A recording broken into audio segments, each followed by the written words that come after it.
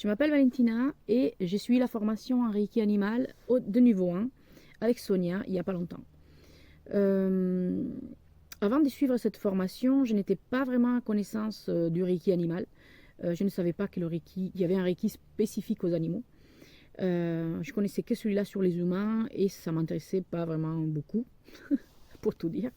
Mais je suis quelqu'un en fait qui s'intéresse beaucoup à tout ce qui est énergie. Je suis quelqu'un de très instinctif quand même. J'essaie d'améliorer mes ressentis. Donc ça fait des années en fait que j'essaye de les entraîner. Et donc c'est pour ça que quand j'ai su qu'il y avait une formation dédiée aux animaux, comme j'adore les animaux, j'ai choisi de la suivre. Donc je suis partie en débutante, c'est-à-dire que je ne connaissais rien à ce que ça signifie déjà dans la vie de tous les jours, déjà dans la façon de se comporter, dans la façon de déclencher un soin, de se rapporter à l'animal, au maître de l'animal. Il y a beaucoup de choses en fait à apprendre qu'on ne soupçonne pas forcément.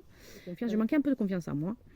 Donc j'avais un peu peur de ne pas pouvoir vraiment arriver à mener un soin jusqu'au bout. Je ne savais pas si je pouvais m'apercevoir si un soin était efficace ou pas. Donc c'était tout lié en fait à cette notion de confiance en soi. Voilà. J'ai eu des expériences qui ont quand même été très bien, très chouettes, très étonnantes même.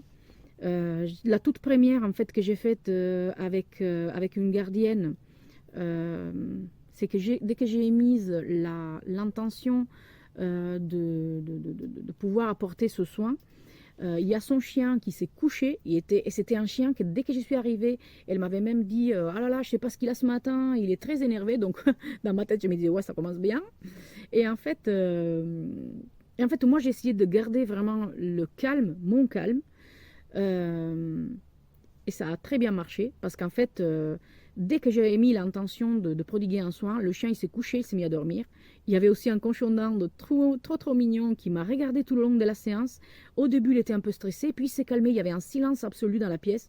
C'était quelque chose d'incroyable. Ce silence, en fait, je pense que c'est toute la beauté de ce soin, dans le sens que c'est là qu'on s'aperçoit qu'il y a quelque chose qui se passe. Je connais Sonia depuis maintenant plus de 2 ans, je crois, parce qu'en fait, j'ai déjà fait autre chose avec elle, différente, mais je connaissais sa façon d'expliquer, je connaissais sa façon de proposer les différents sujets et comment elle fonctionne, et j'aime beaucoup. Donc, c'est une façon très simple et très naturelle. Et c'est ce qui me plaît. Parce que je sais qu'elle aussi, quand elle parle avec le cœur. Donc, moi, je ne demande pas plus, quoi.